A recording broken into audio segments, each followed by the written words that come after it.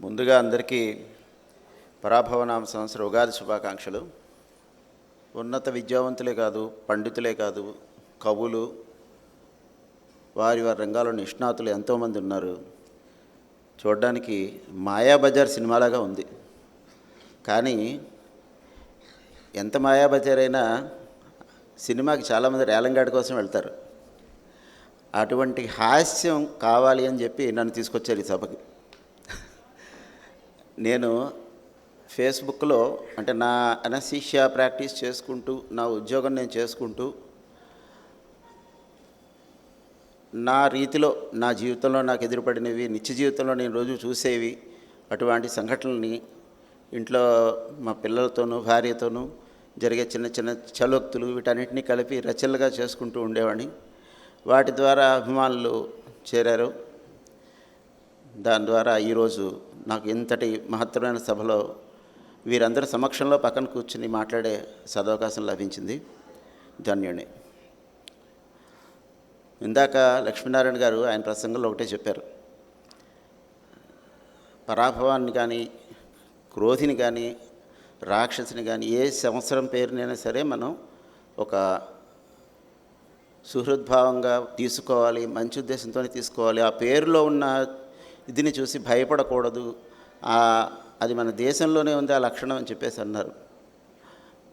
అదే సందర్భంలో ఇంకో మాట కూడా అన్నారు, మన కుటుంబంలో మన జీవితంలో చిన్న చిన్న సంఘటనలు, చిన్న చిన్న తగాదాలు, సరదాలు, సంతోషాలు ఉంటాయి. వాటిని అన్నింటినీ కూడా ఉగాది పచ్చడిలాగా మన అందరం కూడా అనుభవిస్తూనే ఉంటాం, అలాగే నడుచుకుంటూ ఉంటాం. అవి జీవిత పాఠాలు నేర్పుతాయి కదా. అలాగే నిత్య జీవితంలో నాకు నా ప్రాక్టీస్లో కానీ, లేకపోతే మా పూర్వీకులు, మా పెద్దత్త, మేనత్తలు, వాళ్ళ ద్వారా కానీ నాకు కొన్ని హాస్య సంఘటనలు అలానే జీవితంలో ముడిపడిపోయి ఉంటాయి. వాటిని స్ఫూర్తిగా తీసుకుని నేను చాలా రచనలు చేశాను. ఉదాహరణకి నేను ఎప్పుడు కూడా నా సూట్ కేసు ఒకటి పట్టుకెళ్తూ ఉంటాను. ఇప్పుడు అందరూ అనుకుంటారు, మీరు అందరూ అందులో స్టెథోస్కోప్ ఉంటుంది, నీ హ్యామర్ ఉంటుంది, ఓ తెల్లకోట మడత పెట్టుకుని ఉంటాడు, వీడు డాక్టర్ కదా అనుకుంటారు. తీరా ఓపెన్ చేస్తే అది రిలయన్స్ డిజిటల్ షోరూమ్లా ఉంటుంది. నాకు టెక్నాలజీ పిచ్చి. దానిలో పెన్ డ్రైవ్లు, Bluetooth dongles, WiFi dongles, Nokia సన్నపిన్ని ఛార్జరు, దెబ్బపిన్ని ఛార్జరు, ఇట్లా అన్నీ పెట్టుకుని ఉంటాను అందులో. అది పెట్టుకుని వెళుతూ ఉంటాను, ఎక్కడికి వెళ్ళినా అది ఉంటుంది నాతో. ఒకసారి ఇలాగే కారు సర్వీసింగ్కి ఇచ్చి వైజాగ్ వెళ్ళాల్సి వచ్చి బస్సులో వెళ్ళాను. కూర్చున్నాను, ఇయర్ ఫోన్స్ తీసుకుందామని సూట్ కేసు మూత తీసాను. ఇలా నా పక్కన ఒకడు కూర్చున్నాడు. వాడు పెట్టిలోకి తొంగి చూశాడు. వాడికి ఏదో అర్థమైంది. వెంటనే జేబులోంచి ఫోన్ తీసి, బెదరు సెల్ మెకానిక్ కదా నువ్వు? నా సెల్ ఆగిపోయింది వే, కొంచెం చూస్తూ పెట్టి, మాటిమాటికి ఆగిపోతుంది అన్నాడు. సరే, దురదృష్టవశాత్తు నేను సెల్ మెకానిక్ని కాదని, నేను ఇలా దురదృష్టవశాత్తు డాక్టర్నని చెప్పి, అతను అడిగిన దాంట్లో ఎటువంటి అనర్థం లేదు అని చెప్పి అపార్థం చేసుకోకుండా దాన్ని 2 సార్లు రీస్టార్ట్ చేసి బాగు చేసి ఇచ్చాను. అటువంటి సంఘటనలు జరుగుతుంటాయి. ఇక మా మేనత్త గురించి చెప్పాలంటే, ఆవిడ లక్షణాలు మాకు వంశపారంపర్యంగా వచ్చాయేమో అనిపిస్తుంటుంది అనమాట. ఆవిడ ఎంత చమత్కారంటే, పోతపోసిన నల్లరాతి విగ్రహం అలా ఉండేది మనిషి చూడడానికి. మాకు పరిచయం అయినప్పటికీ ఆవిడకి 70 సంవత్సరాలు. ఆవిడ చిన్నప్పుడు విశేషాలని చెప్తూ ఉండేది. పెళ్ళైన కొత్తలో పెరట్లో కూర్చుని అంట్లు తోముతుందట. ఆ పక్కింటి ఆవిడ చూసి పని అమ్మాయి అనుకుంది. ఏమ్మా ఎంత ఇస్తున్నారు జీతం అని అడిగిందిట. అంటే 3 పూట్ల భోజనం పెట్టి ఏడాదికో బిడ్డనిస్తున్నారని చెప్పి. ఆవిడకి ఏదో అర్థమైంది, వెంటనే లోపలికి వెళ్ళిపోయింది. ఇది ఎక్కడ గోలరావు బాబు అని చెప్పి. అయితే ఆవిడ మాకు పరిచయం అయ్యే సమయానికి నేను medicine 3rd year 4th year చదువుతున్నా. ఆవిడ మా ఇంటికి వచ్చి పేకాట ఆడుతోంది. ఆవిడ పేకాటలో నిష్ణాతురాలు.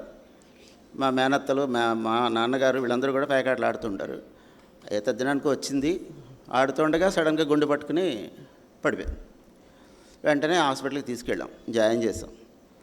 మార్ఫిన్ ఇచ్చారు, నొప్పి తగ్గింది. సాయంత్రానికల్లా ఆవిడని చూడడానికి అని చెప్పి, నా తాలూకా డాక్టర్ గారి తాలూకా కదా, కార్డియాలజిస్ట్ గారేమోను చాలా శ్రద్ధగా చూస్తున్నాడు. మాటిమాటికి వచ్చి, చాలా పొడగరి ఎగురైనా అనుకుంటా, గోపాలకృష్ణ గారు అప్పట్లో చాలా స్మార్ట్గా ఉండేవారు అనమాట.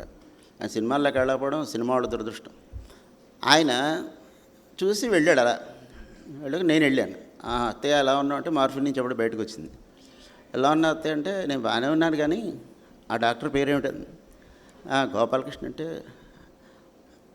అతను నన్ను ప్రేమిస్తున్నాడేమో అని అనుమానంగా ఉందిరా, మాటిమాటికి వచ్చి చేట్టుకుంటున్నాడు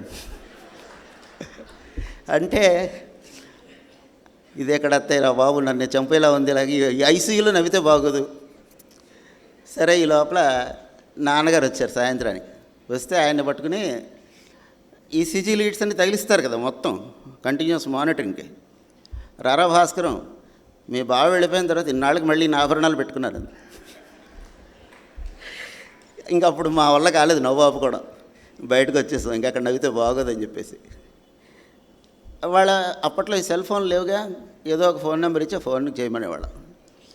4 కొడుకులు, పెద్ద కొడుకేమో పాప ఎక్కడో దూర ప్రాంతంలో ఉన్నాడు, జైపూర్లోనే ఎక్కడో. ఫోన్ చేస్తాడు, ఏమమ్మా రమ్మంటావా అంటే నీ అవసరం ఇంకా రాలేదు లేరా. పెద్ద కొడుకుని ఎప్పుడు పిలుస్తారు?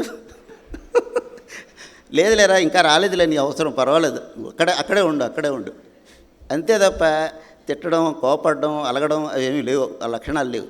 ఇలాగంటే మన నిత్య జీవితంలో మనతో కలిసి ఉన్న వాళ్ళలోని చమత్కారం, వాళ్ళు మాట్లాడే మాటలు. ఇందాక అన్నారు ఇంట్లో పెద్దవాళ్ళు వయోవృద్ధుల నుంచి మనం ఎంత గ్రహించవచ్చు, వాళ్ళు మనకి ఎంత తెలుగుని అందిస్తారు, ఆ స్వచ్ఛతను ఎలా అందిస్తారు, అందులో కథలు ఎన్ని ఉంటాయి, ఆ భాషలో ఉండే చమత్కారాలను మనం ఎలా స్వీకరించవచ్చు. ముఖ్యంగా పిల్లలు గమనించాలి అవన్నీ కూడా.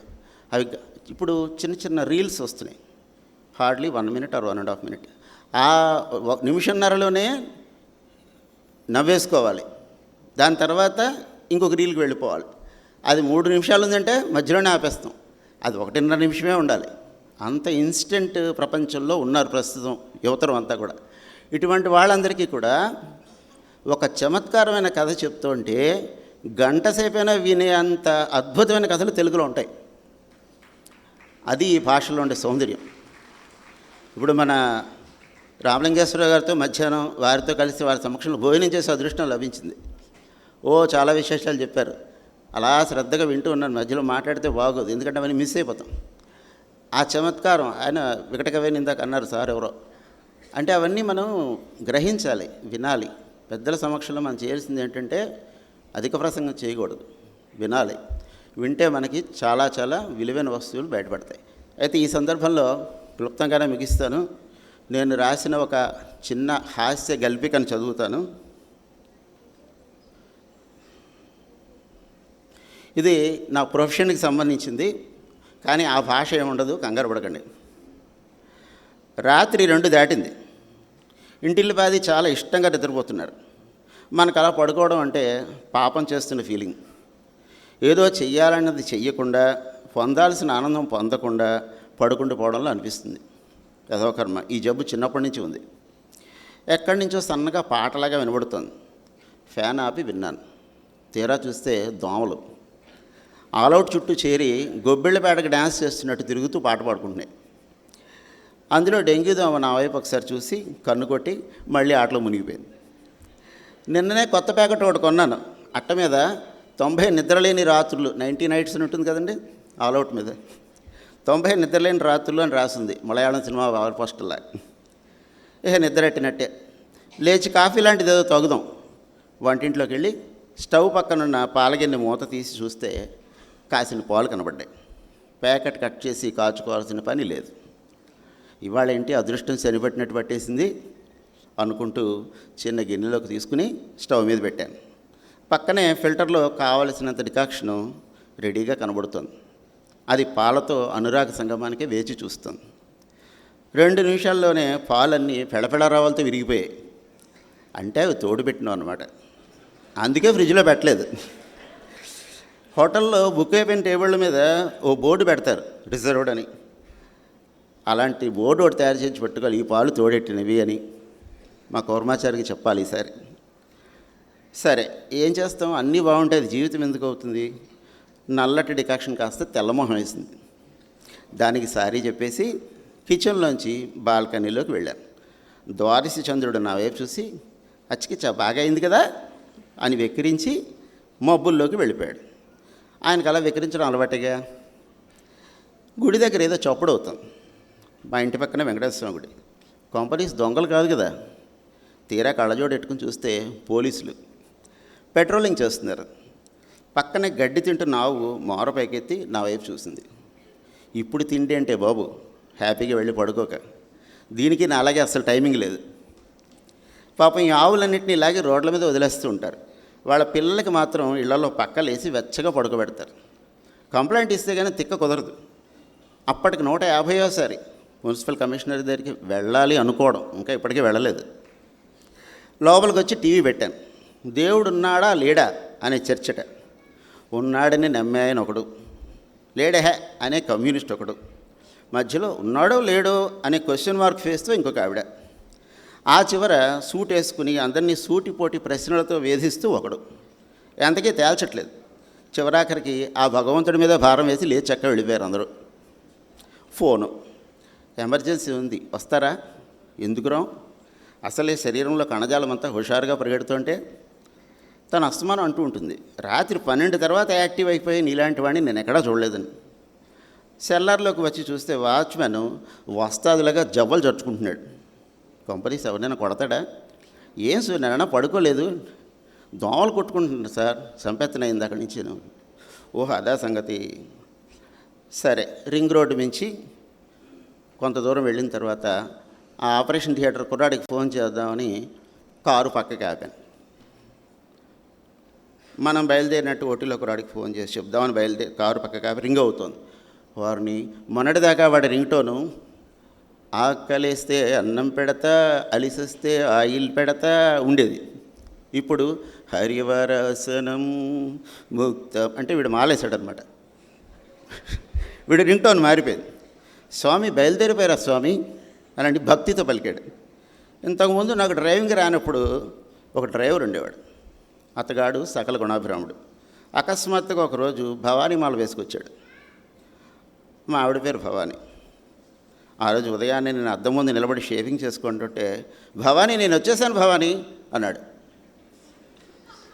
ఎవర్రా అది, నేను ఇక్కడ ఉండగా ఇలా పిలుస్తున్నాడు అనుకుంటూ నేను రేజర్తోనూ మా ఆవిడ గరిటతోనూ బయటకు వచ్చాం. నన్ను భవానీ అంటాడు, మా ఆవిడని మాత అంటాడు. సరే, ఇలాగా ఈ పేర్ల కన్ఫ్యూజన్తోనే మాకు వారం రోజులు గడిచింది. అదే సమయంలో మాకు ఆ ఊళ్ళో ఇంకొక చిన్న ఇల్లు ఉంది. ఆ ఇంటిని ఎవరికైనా అద్దెకిద్దామని ఎవరైనా మంచివాడిని చూడరా బాబు అని చెప్పాం. అతని గురించి వాకప్ చేయమంటే చేశాడు. అతను రిపోర్ట్ ఇచ్చాడు, అది మీరు తప్పకుండా వినాలి. ఆ భవానీ మంచి భవానీ కాదు. భవానీ మందు గట్ర తాగడం, మాతల దగ్గరికి వెళ్ళడం అలాంటి అలవాట్లు ఉన్నాయి భవానీ. ఈ మాతల దగ్గరికి వెళ్ళడం అంటే ఏమిటా అని తలపట్టు కూర్చున్నాం. సరే, ఆ తర్వాత అర్థమైంది. మేము నవ్విన నవ్వుకి మాకు పొలమారింది. ఆ తర్వాత వాడు కూడా బొంగమూతి పెట్టుకున్నాడు ముందు కాసేపు, తర్వాత మాతో పాటు సమానంగా నవ్వేశాడు. సరే, బ్రిడ్జ్ మీదకి వచ్చేసాను. అది దాటితే హాస్పిటల్. ఎదురుగా ఎవడో ఒంటికన్ రాక్షసుడు వస్తున్నాడు. అంటే ఒక సింగిల్ లైట్ వెలుగుతున్న లారీ అనమాట. మీ మొహాల మండాల ఒకటే లైట్ వెలిగే లారీలను రోడ్ల మీదకి ఎలా పంపిస్తారా అనుకుంటూ కారు ఆపి లోపలికి వెళ్ళానో లేదో పేషెంట్ అరుపులు వినబడుతున్నాయి. నర్సులు చెప్పడం నిజంగా అంత నొప్పులేం లేవుట, భయంట. ఆ పిల్లకి 17 ఏళ్ళు ఉంటాయి. తను పుట్టడం పసితనం అది ఇంకా మర్చిపోకముందే పెళ్లి చేసి పడేశారు. భయం కాక మరేమిటి? పట్టణాల్లో 2వ ఏడు రాగానే బళ్ళు పడేసినట్టు ఈ పల్లెల్లో ఆడపిల్లకి పరికిణి వణి వేసేటప్పటికీ పెళ్లి చేసి పడేస్తారు. ఆ పిల్ల టేబుల్ మీద తిన్నగా పడుకోవట్లే, ఆక్టోపస్ లాగా అటువైపు ఎవరొస్తే వాడిని పట్టేసుకుంటుంది. సార్ మీరే కాపాడాల అంటూ భయంగా వణుకుతోంది. ఆ నర్సుల నుంచి కాపాడాలేమో అనుకున్నాను. ధైర్యం చెప్పి బుజ్జగించి వాళ్ళ పెద్దలతో మాట్లాడదామని బయటకు వస్తే వాళ్ళ ఆయన 20 ఏళ్ల వాడు బయట వాళ్ళ మీద కూర్చుని జబర్దస్త్ చూసి నవ్వుకుంటున్నాడు. ఇంకా వాడితో ఏం మాట్లాడతాను? ఆపరేషన్ అవుతున్నంతసేపు ఆ పిల్ల నా చేతులు రింగారింగా రోజాడ్స్ ఆడుతున్నట్టు పట్టుకునే ఉంది. ఏదైనా ఇంజక్షన్ ఇద్దామన్నా వదలదు. మొత్తానికి 4 కేజీల గుండుగాడు బయటపడ్డాడు. దాని బాల్యమే ఇంకా తీరలేదు. అప్పుడే పక్కనొకడు పక్కలో ఒకడు.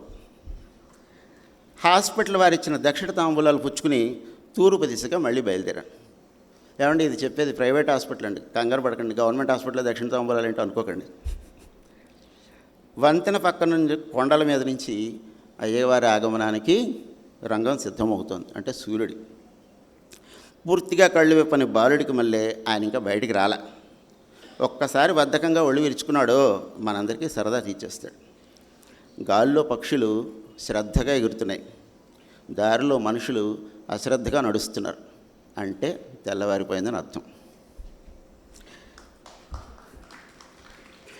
ఇదంతా నాకు 25 సంవత్సరాల అనుభవం అండి. ఇటువంటివి ప్రతిరోజు కూడా అర్ధరాత్రి 1 గంటకో 2 ఆపరేషన్కో అని చెప్పేసి బయటకు పోవడం, ఇంటికి వచ్చి తాళం తీసుకుని మళ్ళీ లోపలికి రావడం, నిద్ర పట్టక కాసేపు అటు ఇటు తిరగడం, ఇలాంటివన్నీ అనమాట.